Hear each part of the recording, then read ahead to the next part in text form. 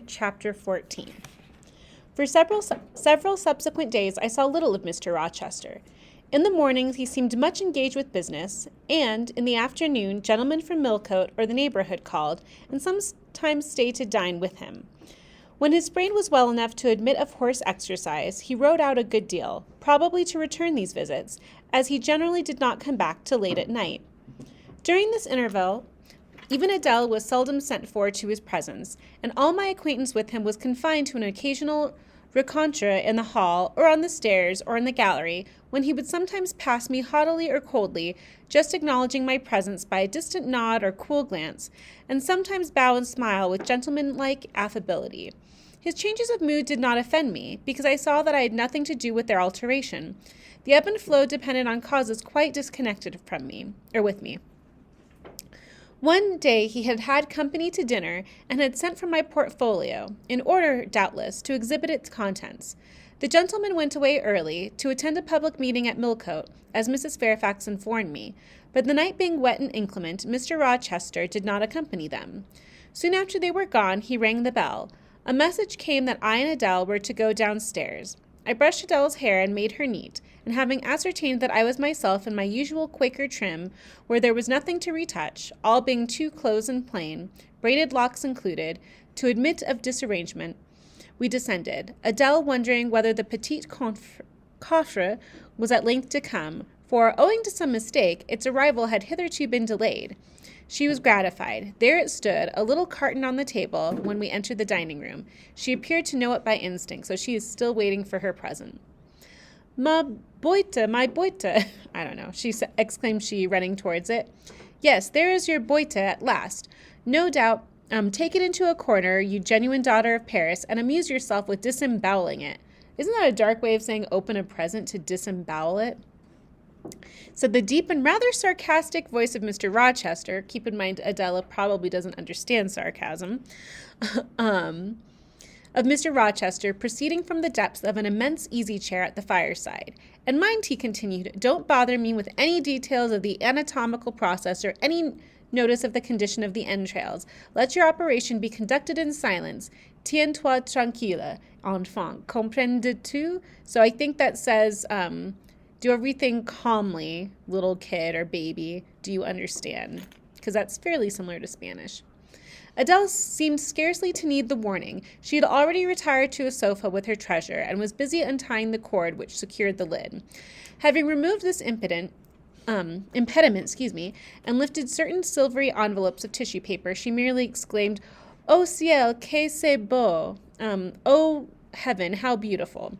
and then remained absorbed in ecstatic contemplation. Is Miss Eyre there? Now demanded the master, half rising from his seat to look round the door, near which I still stood. Ah, well, come forward, be seated here. He drew a chair near his own. I am not fond of the prattle of children, he continued. For old bachelor as I am, I have no pleasant associations connected with their lisp. It would be intolerable to me to pass a whole evening tete-a-tete with a brat. Don't draw that chair farther off, Miss Eyre. Sit down exactly where I placed it. If you please, that is. Confound these civilities. I continually forget them. Nor do I particularly affect simple-minded old ladies. By the by, I must have mine in mind. It won't do to neglect her. She is a Fairfax, or wed to one, and blood is said to be thicker than water. So he's talking about how he doesn't like to follow, the rules of his time period, but he does. He rang and dispatched an invitation to Miss Fairfax, who soon arrived, knitting basket, in hand. Good evening, madame. I sent to you for a charitable purpose. I have forbidden Adele to talk to me about her presence, and she is bursting with repletion. Have the goodness to serve her as auditress and interlocutress. It will be one of the most benevolent acts you ever performed. Adele, indeed, no sooner saw Mrs. Fairfax than she summoned her to her sofa, and there quickly filled her lap with the porcelain, the ivory, the waxen contents of her boite, pouring out meantime explanations and raptures in such broken English as she was mistress of. Now I have performed the part of a good host, pursued Mr. Rochester. Put my guests into the way of amusing each other. I ought to be at liberty to attend to my own pleasure. Miss Eyre, draw your chair still a little farther forward. You are yet too far back. I cannot see you without disturbing my position in this comfortable chair, which I have no mind to do. So he doesn't want to move himself at all to be able to talk to her. And he's the head of the house, so he can do what he wants. I did as I was bid, though I would much rather have remained somewhat in the shade. But Mr. Rochester had such a direct way of giving orders, it seemed a matter of course to obey him promptly. We were, as I have said, in the dining room. The lustre, which had been lit for dinner, filled the room with a festal breath of light. The large fire was all red and clear. The purple curtains hung rich and ample before the lofty window and loftier arch. Everything was still, save the subdued chat of Adele, she dared not speak loud, and filling up each pause, the beating of winter rain against the panes. Mr. Rochester, as he sat in his damask-covered chair, looked different to what I had seen him look before. Not quite so stern, much less gloomy. There was a smile on his lips, and his eyes sparkled. Whether with wine or not, I am not sure, but I think it very probable. He was, in short, in his after-dinner mood, more expanded and genial, and also more self-indulgent than the frigid and rigid temper of the morning. Still, he looked preciously grim, cushioning his massive head against the swelling back of his chair, and receiving the light of the fire on his granite-hewn features, and in his great dark eyes, for he had great dark eyes, and very fine eyes, too, not without a certain change in their depths sometimes, which, if it was not softness, reminded you, at least, of that feeling. He had been looking 2 minutes at the fire, and I had been looking the same length of time at him, when, turning suddenly, he caught my gaze fastened upon his physiognomy. So it's kind of awkward just to be sitting in silence. He's looking at a fire. She's analyzing his face. Like, can you imagine just staring at someone in the room for 2 minutes without talking? It's kind of awkward, right?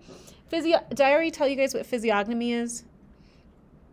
It's this belief that you can tell someone's identity and personality based on their facial features. It does have racial connotations and has been used as like a type of racial profiling and in terms of racism. But basically the idea is every person's face looks like a specific animal, and whatever animal that is, you have traits of that animal, and that's your true like nature. So if I looked like a mouse or a rat, I would be rat-like or mouse-like. Right? So it's not very flattering, and it's a pseudoscience, but you can even use that in books and movies today, which is why stereotypically the protagonist has light skin or blonde hair, and the bad person traditionally has darker skin or is a minority, which is racist, of course, but that's how they've been depicted in the past. So it's just something to pay attention to. You will find that in literature and movies and TV shows today. So it's something to pay attention to. And that's physiognomy in a nutshell. You examine me, Miss Eyre, said he. Do you think me handsome? I should, if I had deliberated, have replied to this question by something conventionally vague and polite, but the answer somehow slipped from my tongue before I was aware. No, sir. Ah, by my word, there is something singular about you, said he. Also, to be told directly that you don't think someone's handsome who just asked you that, like, awkward. You have the air of a little Nanette, quaint, quiet, grave, and simple, as you sit with your hands before you and your eyes generally bent on the carpet, except by the by when they are directed piercingly to my face, as just now, for instance. And when one asks you a question or makes a remark to which you are obliged to reply, you rap out a rejoinder, which, if not blunt, is at least brusque. What do you mean by it? Sir, I was too plain. I beg your pardon. I ought to have replied that it was not easy to give an impromptu answer to a question about appearances, that tastes mostly differ, and that beauty is of little consequence, or something of that sort. You ought to have replied no such thing. Beauty of little consequence, indeed. This is also during the Romantic period in literature, and the Romantics in general were interested with beauty. Like, the purpose of life was beauty. So that was very important in this time period. But she might be saying that, A, to not give offense to him, and B, because she's not handsome herself.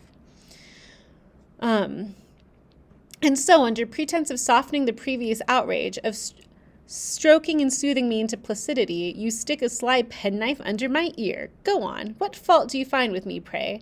I suppose I have all my limbs and all my features like any other man. Mr. Rochester, allow me to disown my first answer. I intended no pointed repartee. It was only a blunder. Just so. I think so, and you shall be answerable for it. Criticize me. Does my forehead not please you? He lifted up the sable waves of hair which lay horizontally over his brow and showed a solid enough mass of intellectual organs, but an abrupt deficiency where the suave sign of benevolence should have risen. Now, ma'am, am I a fool? Far from it, sir. You would perhaps think me rude if I inquired in return whether you are a philanthropist. There again, another stick of the penknife where she pretended to pat my head, and that is because I said I did not like the society of children and old women, low be it spoken. No, young lady, I am not a general philanthropist, but I bear a conscience. And he pointed to the prominences which are said to indicate that faculty. So again, you can point on your face like, oh, that means you are a philanthropist or whatever. So he's read up on physiognomy too. And which fortunately for him were sufficiently conspicuous, giving indeed a marked breadth to the upper part of his head. And besides, I once had a kind of rude tenderness of heart.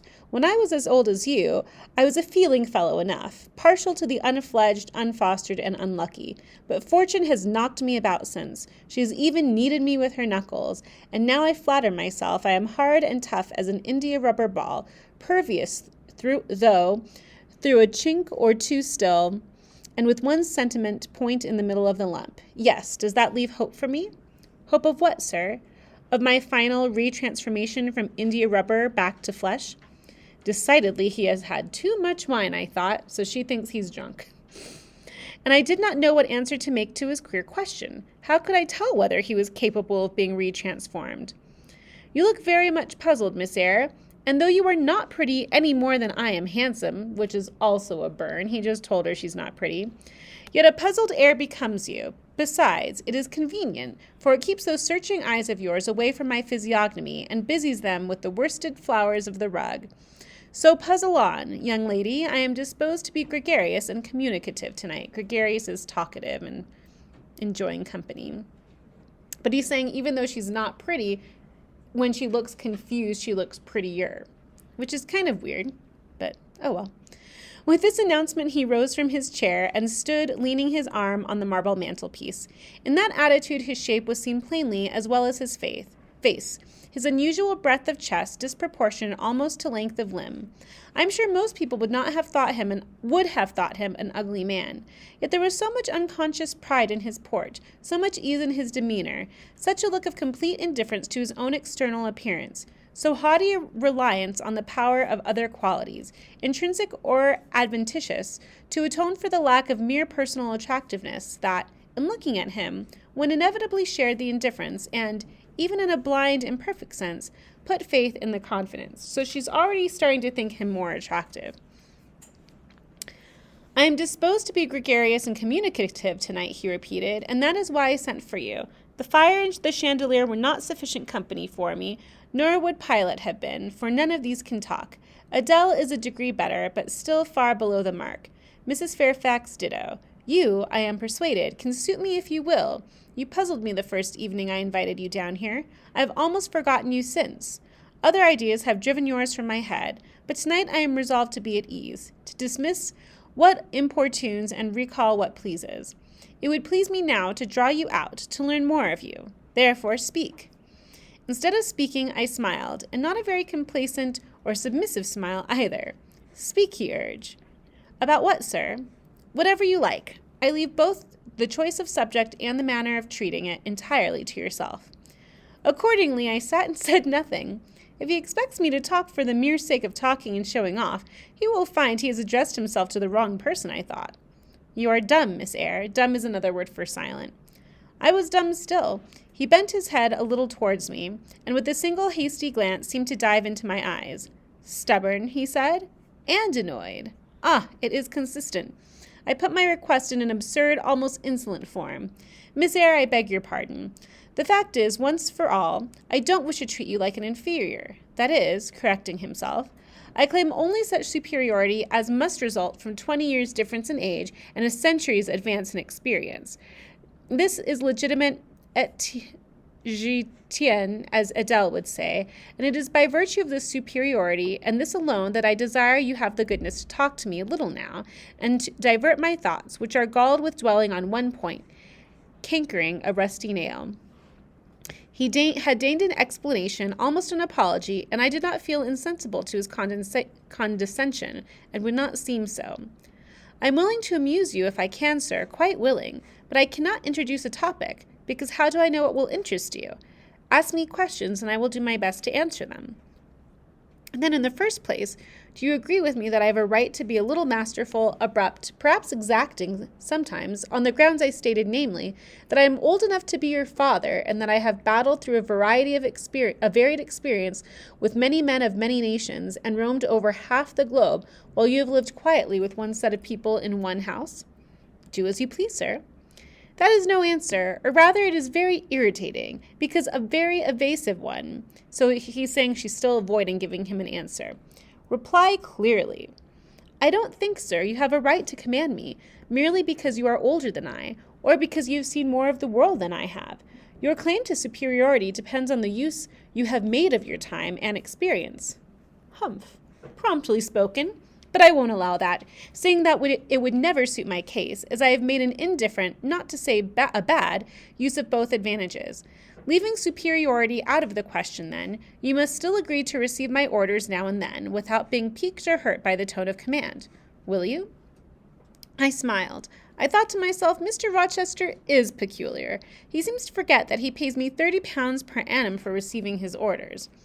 "The smile is very well," said he, catching instantly the passing expression, "but speak too." So he's reading her face. You know how we all have expressions on our face as we listen to conversations, even micro expressions? That's what he's doing. If you're interested in that, there's a great show called Lie to Me about people who read faces and who are expert face readers to tell if someone is lying, and it's very accurate. It's based on the work by Dr. Paul Ekman, which is fascinating. I have not read the books yet. I really should, but I have seen the TV show, and it's quite entertaining. I should be pretty good at reading faces as a teacher, but no, I'm not. Anyhow, okay. Let's see. "I was thinking, sir, that very few masters would trouble themselves to inquire whether or not their paid subordinates were piqued and hurt by their orders." "Paid subordinates? What? You are my paid subordinate, are you? Oh, yes, I had forgotten the salary. Well, then, on that mercenary ground, will you agree to let me hector a little?" "No, sir, not on that ground, but on the ground that you did forget it, and that you care whether or not a dependent is comfortable in his dependency, I agree heartily."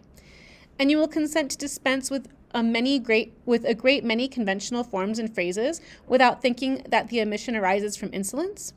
"I am sure, sir, I should never mistake informality for insolence. One I rather like, the other nothing freeborn would submit to, even for a salary." Humbug. Most things freeborn will submit to anything for a salary. Therefore, keep to yourself and don't venture on generalities of which you are intensely ignorant. However, I mentally shake hands with you for your answer, despite its inaccuracy, and as much for that manner in which it was said, as for the substance of the speech. The manner was frank and sincere. One does not often see such a manner. No, on the contrary, affectation or coldness or stupid, coarse-minded misapprehension of one's meaning are the usual rewards of candor. Not 3 in 3,000 raw school girl governesses would have answered me as you have just done. But I don't mean to flatter you. If you are cast in a different mold to the majority, it is no merit of yours. Nature did it. And then, after all, I go too fast in my conclusions. For what I yet know, you may be no better than the rest. You may have intolerable defects to counterbalance your few good points. And so may you, I thought. My eye met his as the idea crossed my mind. He seemed to read the glance, answering as if its import had been spoken as well as imagined. Yes, you are right," said he. "I have plenty of faults of my own. I know it, and I don't wish to palliate them or make them better, I assure you. God wot I need not be too severe about others. I have a past existence, a series of deeds, a color of life to contemplate within my own breast, which might well call my sneers and censures from my neighbors to myself. I started, or rather, for like other defaulters, I like to lay half the blame on ill fortune and adverse circumstances, was thrust on to a wrong tack at the age of 21, and never have recovered the right course since. So something happened to him when he was 21, and he still hasn't recovered from that. But I might have been very different. I might have been as good as you, wiser, almost stainless. I envy you your peace of mind, your clean conscience, your unpolluted memory. Little girl, a memory without blot or contamination must be an exquisite treasure, an inexhaustible source of pure refreshment, is it not? How was your memory when you were 18, sir? All right, then. Limpid, salubrious, no gush of bilge water had turned it to fetid puddle. I was your equal at 18, quite your equal. Nature meant me to be, on the whole, a good man, Miss Eyre, one of the better kind, and you see I am not so. You would say you don't see it. At least I flatter myself I read as much in your eye. Beware, by the by, on what you express with that organ. I am quick at interpreting its language. Then take my word for it. I am not a villain. You are not to suppose that, not to attribute to me any such bad eminence, but owing, I verily believe, rather to circumstances than to my natural bent. I am a trite, commonplace sinner, hackneyed in all the poor and petty dissipations with which the rich and worthless try to put on life. Do you wonder I avow this to you? Know that in the course of your life you will often find yourself elected the involuntary confidant of your acquaintances' secrets. People will instinctively find out, as I have done, that it is not your forte to tell of yourself, but to listen while others talk of themselves, as they will feel, too, that you listen with no malevolent scorn of their indiscretion, but with a kind of innate sympathy, not the less comforting and encouraging, because it is very unobtrusive in its manifestations. So he's basically telling her he has a lot of faults and he's done a lot of bad things in his life. But with her, he finds that she likes to listen and doesn't judge as she listens, which he really likes. How do you know? How can you guess all this, sir? I know it well. Therefore I proceed almost as freely as if I were writing my thoughts in a diary. You would say I should have been superior to circumstances. So I should. But you see I was not. When fate wronged me, I had not the wisdom to remain cool. I turned desperate, then degenerated. Now when any vicious simpleton excites my disgust by his paltry ribaldry, I cannot flatter myself that I am better than he. I am forced to confess that he and I are on a level. I wish I had stood firm. God knows I do. Dread remorse when you are tempted to err, Miss Eyre. Remorse is the poison of life. So it's interesting with Eyre, Jane Eyre's last name. It can be air, like the air we breathe, to err, which is to make a mistake. It could also be heir, to inherit something. So there is a play on words there. And I think that Charlotte Bronte did that on purpose, to put those two words so close together. So what is her error going to be? Could be some foreshadowing. So remorse is the poison of life, he says. And she answers, repentance is said to be its cure, sir. It is not its cure. Reformation may be its cure. I could reform. I have strength yet for that. But where is the use of thinking of it? Hampered, burdened, cursed as I am. So you might be thinking, how is he hampered, burdened, and cursed? We don't know. There's some kind of secret. Besides, since happiness is irrevocably denied me, I have a right to get pleasure out of life, and I will get it, cost what it may. Again, he doesn't say why he's denied happiness. Then you will degenerate still more, sir. Possibly. Yet why should I, if I can get sweet, fresh pleasure? And I might get it as sweet, as fresh as the wild honey the bee gathers on the moor. So that could be a sexual innuendo. He might be alluding to relationships with women. We don't know, but that can be the image that bees bring up. It will sting, and it will taste bitter, sir. How do you know? You've never tried it. How very serious, how very solemn you look. And you are as ignorant of the matter as this cameo head, taking one from the mantelpiece. You've no right to preach to me, you neophyte, that is not past the porch of life and are absolutely unacquainted with its mysteries. So he's saying, how does she know anything? She hasn't experienced life. I only remind you of your own words, sir. You said error brought remorse, and you pronounced remorse to be the poison of existence. And who talks of error now? I scarcely think the notion that flittered across my brain was an error. I believed it was an inspiration rather than a temptation. It was very genial, very soothing, I know that. Here it comes again. It is no devil, I assure you, or if it be, it has put on the robes of an angel of light. I think I must admit so fair a guest when it asks entrance to my heart. Distrust it, sir, it is not a true angel. Once more, how do you know? By what instinct do you pretend to distinguish between a fallen seraph of the abyss and a messenger from the eternal throne, between a guide and a seducer? I judged by your countenance, sir, which was troubled when you said the suggestion had returned upon you. I feel sure it will work you more misery if you listen to it. Not at all. It bears the most gracious message in the world. For the rest, you are not my conscience keeper, so don't make yourself uneasy. Here, come in, bonny wanderer. He said this as if he spoke to a vision, viewless to any eye but his own. Then, folding his arms, which he had half extended, on his chest, he seemed to enclose in their embrace the invisible being. Now, he continued, again addressing me, I have received the pilgrim, a disguised deity, as I verily believe. Already it has done me good. My heart was a sort of charnel. It will now be a shrine. So he just kind of acted for her. To speak truth, sir, I don't understand you at all. I cannot keep up the conversation because it has got out of my depth. Only one thing I know. You said you were not as good as you should like to be, and that you regretted your own imperfection. One thing I can comprehend. You intimated that you have a sullied memory with a perpetual bane. It seems to me that if you tried hard, you would in time find it possible to become what you yourself would approve, and that if from this day you began with resolution to correct your thoughts and actions, you would in a few years have laid up a new and stainless store of recollections, to which you might revert with pleasure. Justly thought. Rightly said, Miss Eyre, and at this moment I am paving hell with energy. Sir? I am laying down good intentions, which I believe durable as flint. Certainly, my associates in pursuit shall be other than they have been. And better? And better. So much better as pure ore is than foul dross. You seem to doubt me. I don't doubt myself. I know what my aim is, what my motives are, and at this moment I pass a law, unalterable as that of the Medes and the Persians, that both are right. So the Medes and Persians were noted for their immutable character of their laws, which even a king could not alter without the consent of the governed. So that means that they follow the laws very strictly. They cannot be, sir, if they require a new statute to legalize them. They are, Miss Eyre, though they absolutely require a new statute. Unheard of combinations of circumstances demand unheard of rules.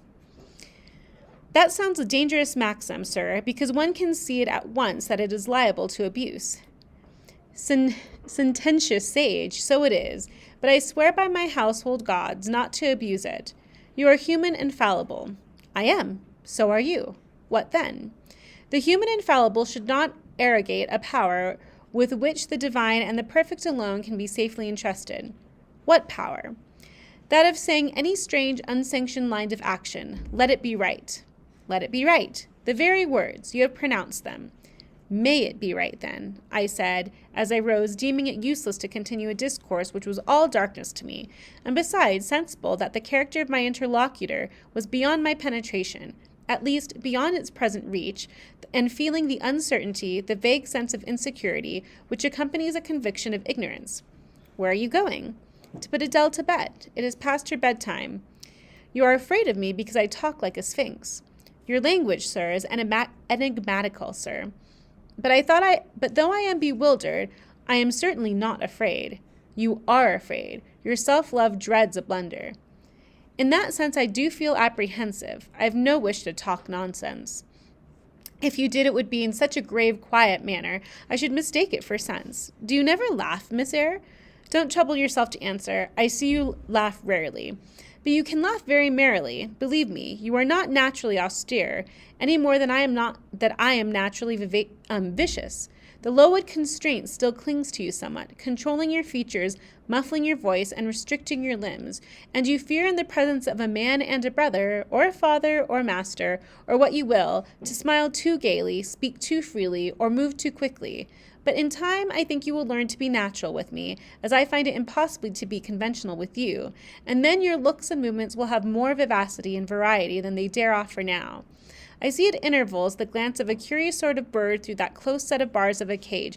That is a huge symbol in literature, that women are caged up birds because they don't have rights and powers in this time period. So that is a key symbol that he's drawing out. Let's see. Through a close set bars of a cage, a vivid, restless, resolute captive is there. Were it but free, it would soar cloud high. You are still bent on going? It has struck 9, sir. Never mind. Wait a minute. Adele is not ready to go to bed yet. My position, Miss Eyre, with my back to the fire and my face to the room, favors observation. While talking to you, I also occasionally watch Adele.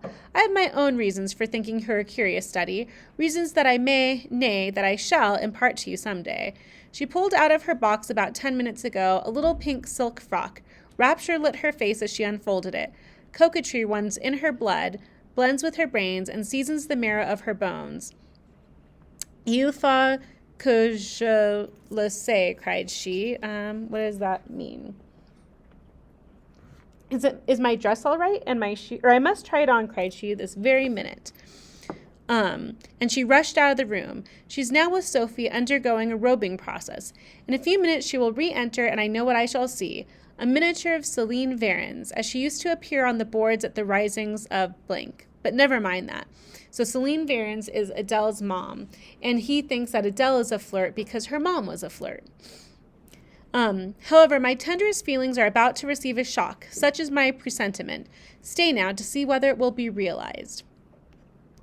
Ere long, Adele's little foot was heard tripping across the hall. She entered, transformed as her guardian had predicted.